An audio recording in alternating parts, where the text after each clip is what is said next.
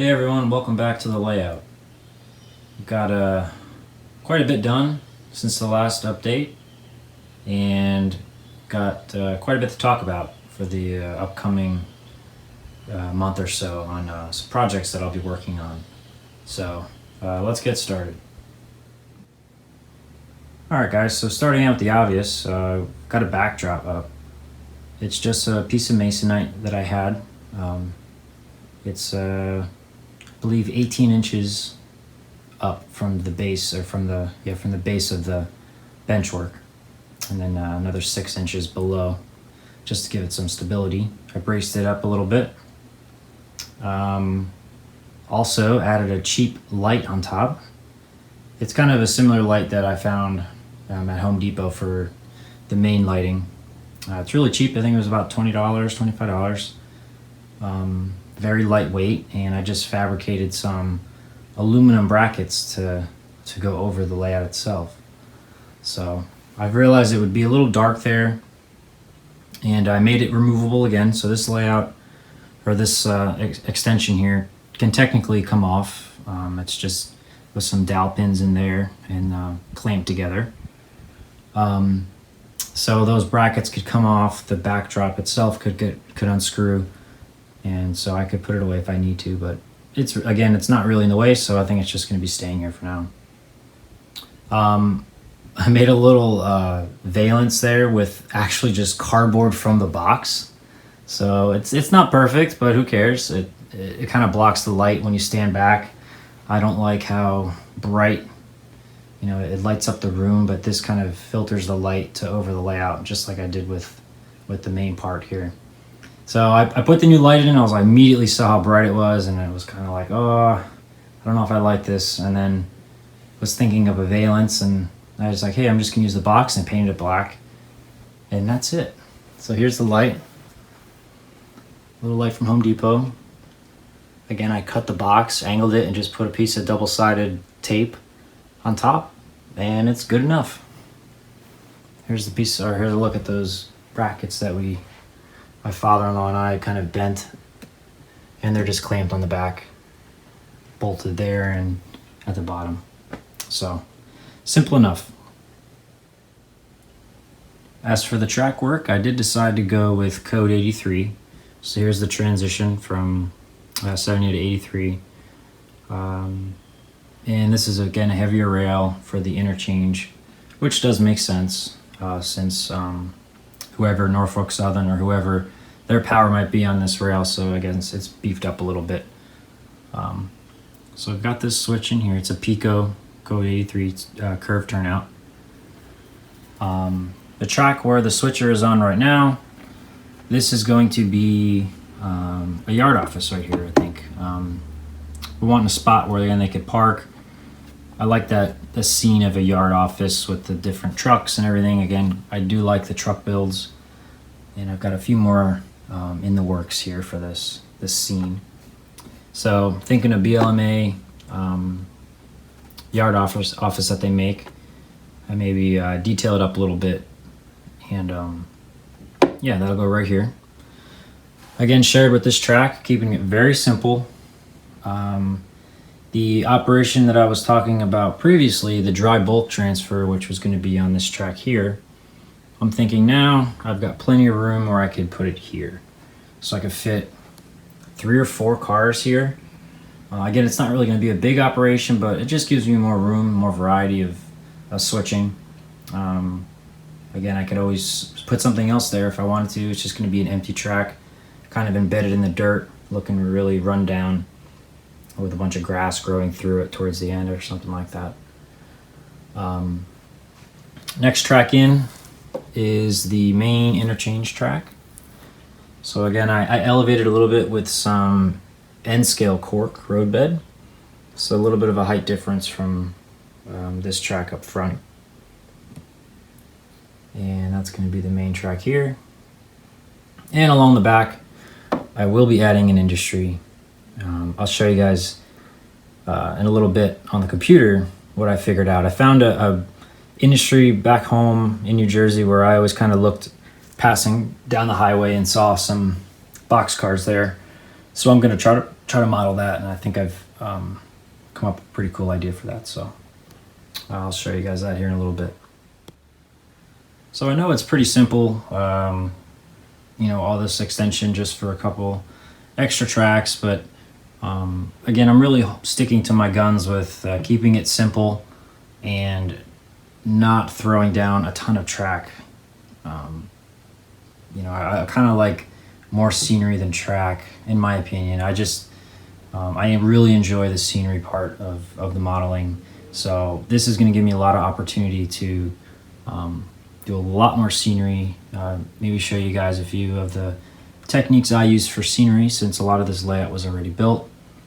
Scratch building, I'm going to be scratch building right here, the large industry against this whole backdrop. Well, probably about 2/3 of it.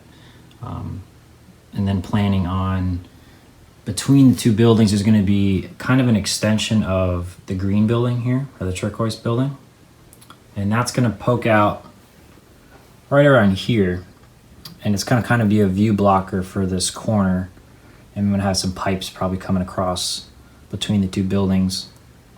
And then between this building and the big industry here, I'm going to get another small photo backdrop and blend it in. I really like the way that turned out over here. So I found a similar scene with, again, the deadfall of winter. And I think it's going to work out pretty well between those two buildings. So we'll probably get that here probably in the next couple weeks. That's pretty cheap just for a small one, then I'll just cut it out. So yeah, that's the plan over here. I'm sorry everybody was hoping for more, but you know, when you consider this curve here, I wanted the curve to be pretty broad, just to help with operations and everything. And I did test it. All the 6-axle locomotives go through it. Everything works just fine. By the time you consider the curve, you know, 2 lengths of turnouts, I mean, then you're like right there for even a runaround to be put in. And then there's no room to kind of to go around, and I'd have to extend it again, and I'm not doing that. I've got my workbench here. I like the space I have, so that's kind of out of the question. So for now, in this apartment, this will just have to do until I move next year into a house. So anyway, let's go over to the computer, and I'll show you guys some really cool idea I have for this building here, including some 3D printed parts. So yeah, let's go over there. All right, so over here at the computer, this is what I'm thinking of for the industry here against the wall. So this is here in New Jersey. It's 287, where I grew up. Anyway, there's Ferrara Foods, which has always caught my eye because it's such a fancy building. They always got a lot of nice landscaping going on, and then if you look through the bushes, you'll always kind of see a couple boxcars here.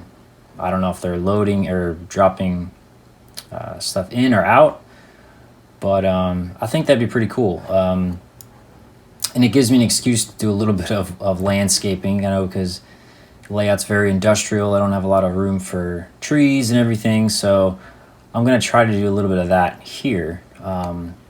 So it's going to be a little bit, little different orientation on the layout. I'm thinking of, you know, this sign and this empty space being to the right here to give me more room, where the tracker goes all the way up against the end. So this will kind of be the end of the layout all the way to the left. And then this section to the left will be over here with the sign and everything. So it's not going to be 100% modeled after this, but just the idea.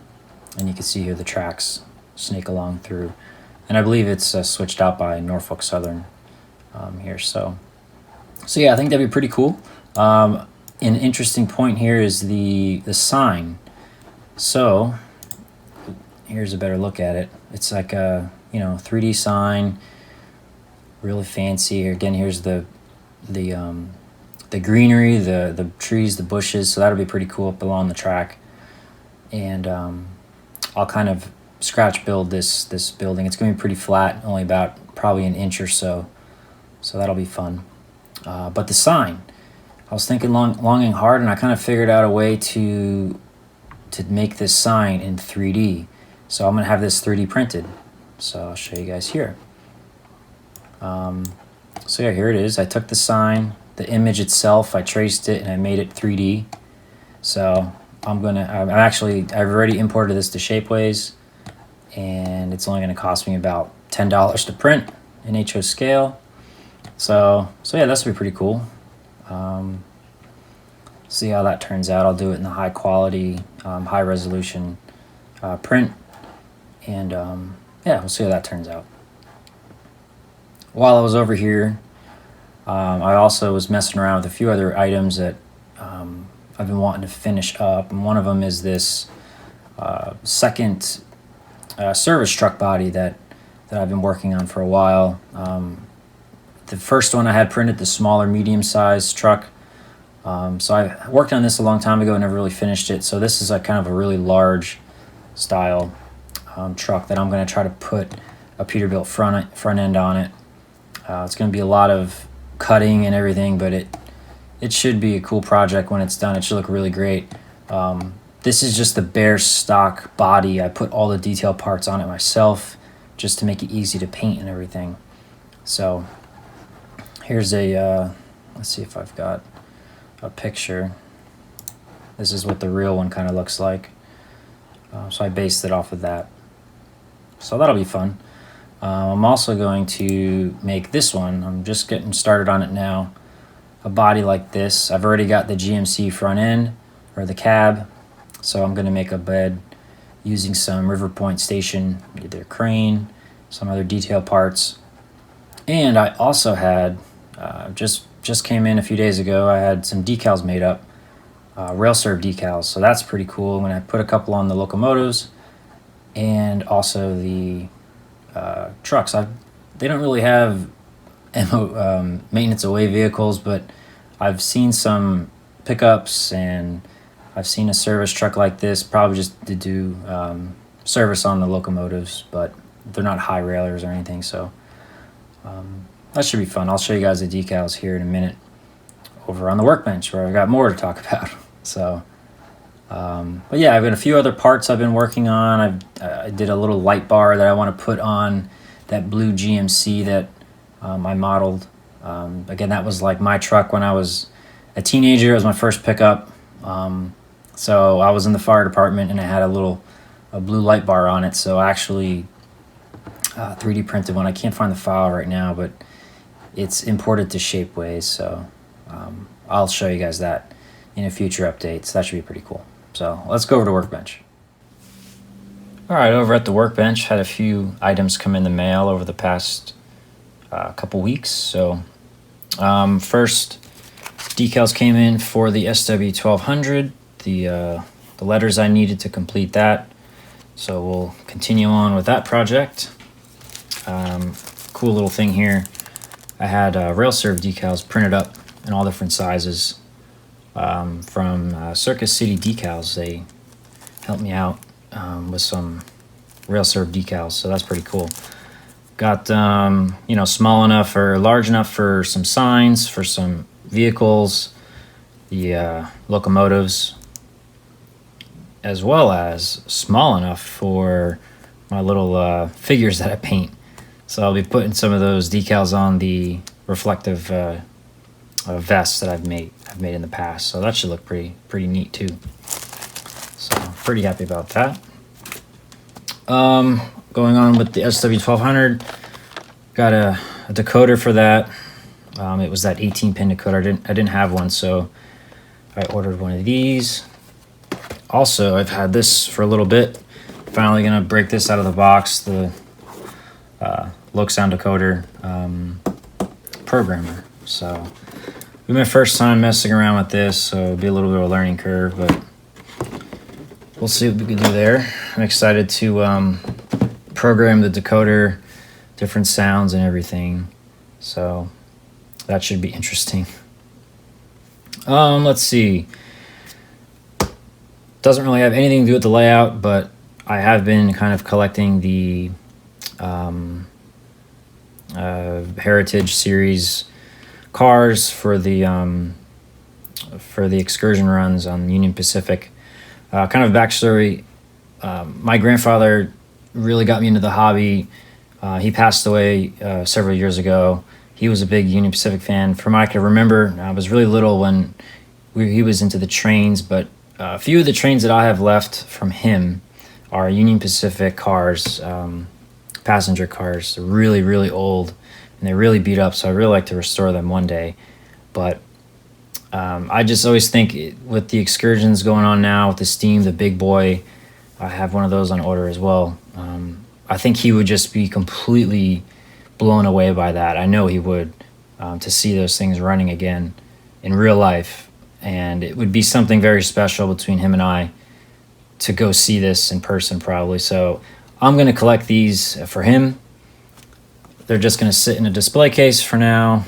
But one day when I have a larger layout and have some room, I'll be running them, for him. So I've just been kind of collecting a few of the cars. This is the latest run that just came out over the past month. I think I may have another one coming. I can't remember. But for now, this will do. And once that big boy comes, that'll be pretty interesting as well. So this just came in today, actually, the SD60E from Athearn, the Genesis Go Rail.